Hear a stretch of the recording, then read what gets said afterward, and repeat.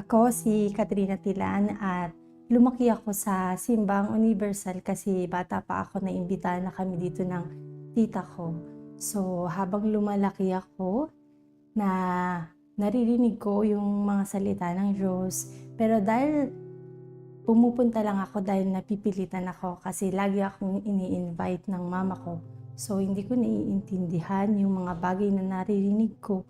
Pinapakinggan ko lang hanggang sa dumating yung point na nagkamali ako sa mga desisyon na ginawa ko. Naging part ako ng BYG and doon ko nakilala yung asawa ko. Nung mga time na yun, ginagawa namin yung relationship na meron kami ay patago.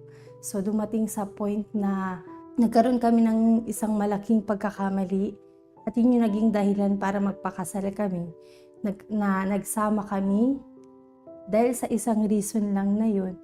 Pero akala namin magiging masaya kami. Hanggang sa dumating yung point na nagkaroon ako ng anak, nagkaroon ako ng trabaho. Isa sa naging dahilan kung bakit lumayo ako sa presensya ng Diyos kasi nagkaroon ako netong relationship sa labas. So dahil sa kahihiyan na mga ginawa ko, yung konsensya ko ay palaging inuusig ako sa mga bagay na ginagawa ko hanggang sa nag-stop ako na pumunta ng simbahan.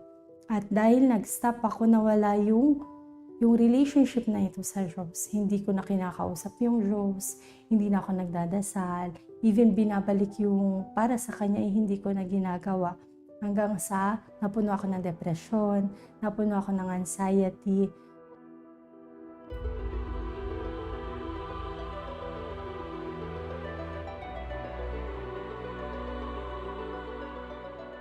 At dumating sa point na naging magulo na yung lahat.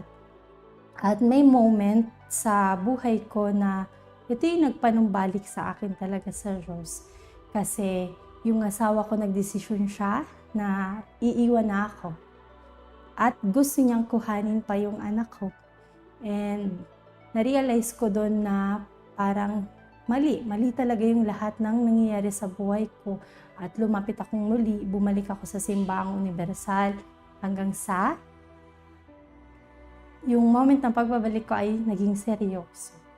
At bumalik ako sa Diyos, pinapakinggan ko yung salita ng Diyos. And this time, naiintindihan ko yung sinasabi ng Diyos. At nung moment na inausap ako ng Diyos sa pamamagitan ng testimony, so nakita ko doon yung kapatid ko at nag-testimony siya. Nakita ko kung gaano ka-worse yung buhay niya before. And binago siya ng Diyos. So doon ako nagsimula na kausapin yung Diyos. At isinuko ko yung lahat sa Diyos. Sinabi ko sa Diyos, kung babaguhin mo yung buhay ko, and then ibibigay ko yung lahat ng meron ako sa iyo. At doon nagsimula yung magandang relationship ko sa Diyos. Doon nagsimulang maging tapat ako ulit sa Kanya. Doon nagsimula na maging maayos yung relationship ko sa Kanya. Hanggang sa wala na yung depression na meron ako.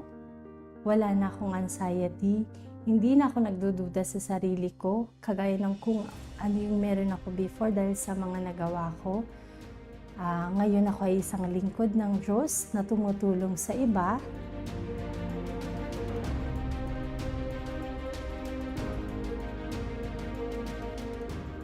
At yung marriage ko ay maayos kasi nagkaroon kami ng maayos na relationship ng asawa ko. Yung pamilya ko ay maayos. Hindi natuloy yung paghihiwalay namin. At ngayon, kasama ko rin siya na naglilingkod sa Diyos at maayos yung buong pamilya. Salamat sa Diyos.